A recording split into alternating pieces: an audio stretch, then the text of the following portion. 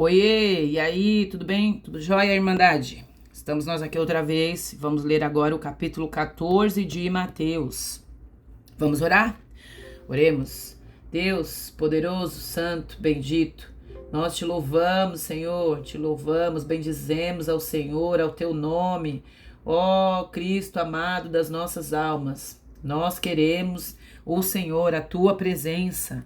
Vem e nos insere neste reino, como vimos no capítulo anterior, nos ajuda a entender para permanecer e viver esses grandes feitos maravilhosos, que possamos atribuir ao Senhor tudo que acontece nas nossas vidas. Nós te louvamos, eu te louvo.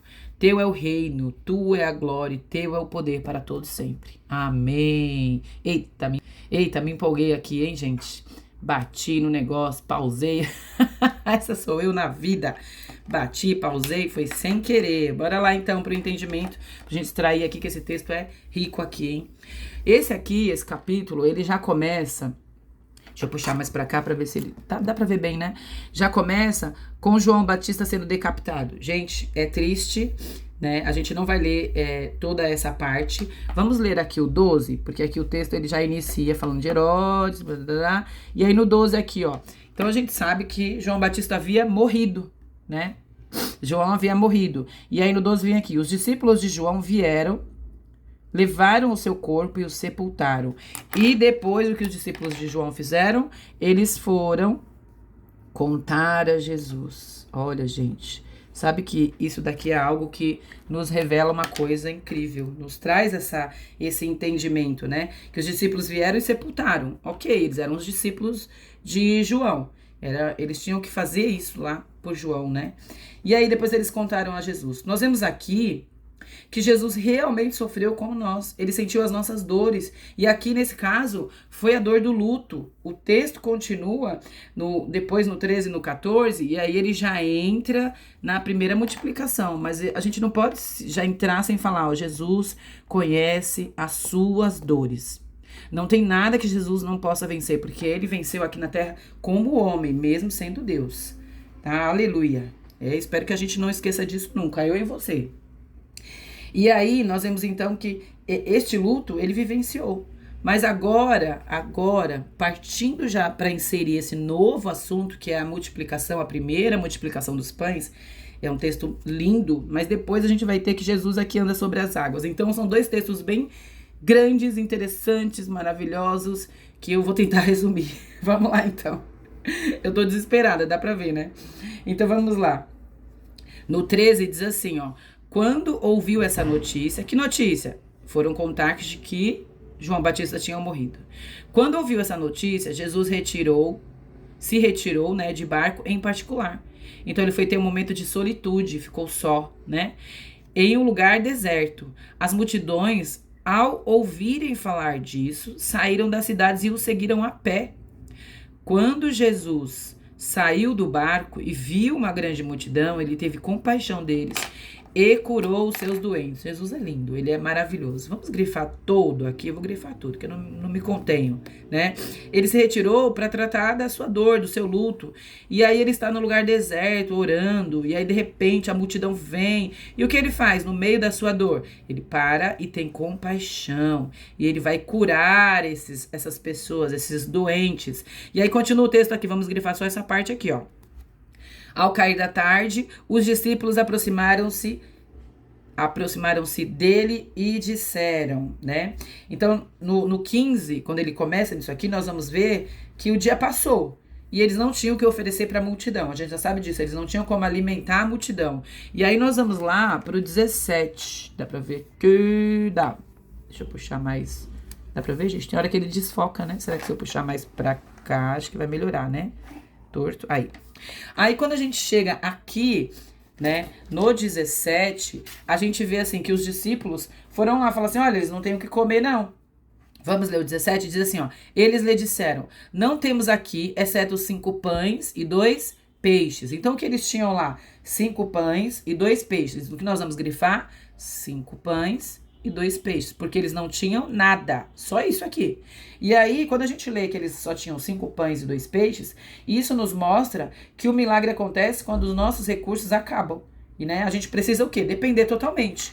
Quando a gente não tem como ainda fazer, quando a gente tem ainda como fazer alguma coisa, a gente não depende totalmente do Senhor. Agora aqui não. Aqui mostra que os recursos tinham acabado. Então eles tinham que depender totalmente. Vamos ler o 18. Tragam-nos aqui para mim, disse Jesus. Então o que ele diz? Tragam-nos para mim. Trazer o que, gente? Os pães e os peixes. Então, a gente grifa essa parte por quê? Porque está escrito, está ensinando que nós devemos colocar à disposição de Jesus o nosso pouco. Nós temos pouco ou nada, muitas vezes, para a gente oferecer para Jesus. Mas nós precisamos entregar a Ele, colocar à disposição. E Ele vai fazer o extraordinário com esse pouco. Esse pouco aí, ele se torna suficiente nas mãos de Jesus. No 19, ele diz assim, ó. Ordenou, vou colocar aqui, ordenou, vem de ordem, de ordenar, né? Então, ó, ordenou que a multidão sentasse, e aí ele colocou tudo organizadinho aqui. Então, Jesus, ele é Deus, né? E ele não é Deus de confusão, ele é Deus de ordem. A gente vê isso na criação do mundo. Deus criou o mundo e organizou tudo. Tudo tem que ser feito com ordem e decência. Então, tem uma organização, as coisas não vão acontecer de qualquer jeito. Tem uma ordem. E no 19 tem a parte B. A parte B, aí vocês falam assim, Diana, o que é a parte B? A parte B do versículo é a segunda parte. E aqui é quando começa aqui, ó. Em seguida, a gente tá no 19, ele é grandão. Aí vem, tá vendo? Depois que ele organizou tudo, vem. Ai, minha câmera apagou. Pera aí, gente. Deixa eu pausar e eu volto. Oi, gente, voltei.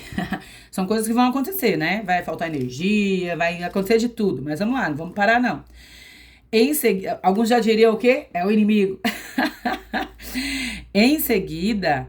Ó, tá vendo aqui? A gente tá falando da parte B do 19. Primeiro ele organizou e em seguida entregou-os aos discípulos. Então a gente vai grifar também essa parte.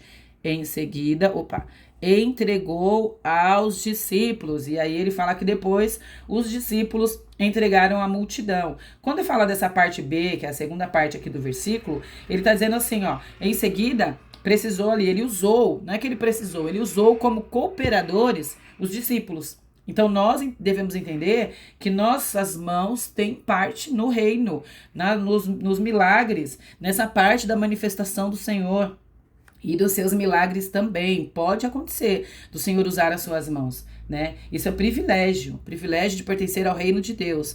Então, ele usou, ele entregou, ó, em seguida Deus aos discípulos. Nós somos cooperadores. Se você puder, anota aí, cooperadores do reino de Deus. E no 20, agora nós vamos ler o 20.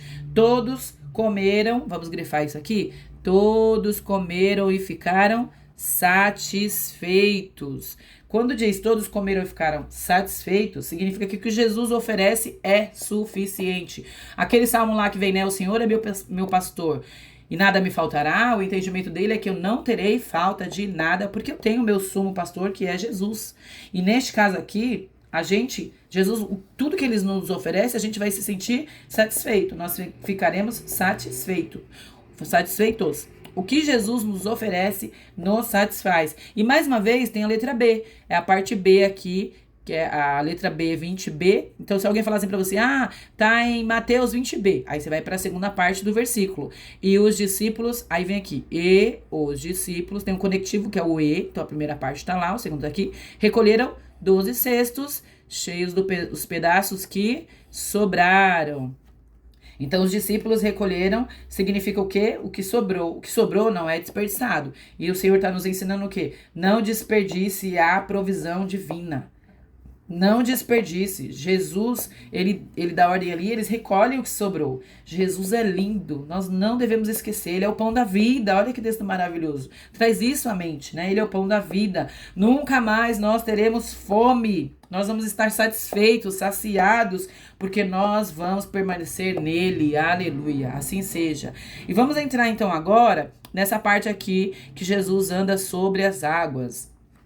E eu não vou para aquela parte aqui que fala de Pedro, que só ele andou e toda aquela coisa que todo mundo já fala. Vamos ficar mais na parte de Jesus, a presença de Jesus, a figura de Jesus. Então vamos ler aqui o 23, nós vamos ler o 23 e o 24, tá? Aqui, ó, 23. Tendo despedido a multidão, subiu sozinho, ó, vou grifar só pra gente ver aqui, despedido a multidão, subiu. aqui, sozinho ao monte para orar. Ao anoitecer, ele estava ali sozinho. Então ele subiu, já era de tarde, passou a noite, ele estava ali. E aí o barco, ele insistiu que eles entrassem no barco, fossem para o outro lado, e o barco estava em considerável distância. Aí na distância tem uma letrinha aqui, que se a gente for lá embaixo para letrinha, ele vai explicar que é a quarta vigília, ele vai dizer que horas que é. Entre 3 e 6 horas da manhã. Então essa considerável distância já era entre 3 e 6 horas da manhã. Distância de terra, ó, fustigados, aí começou uma loucura aqui, né?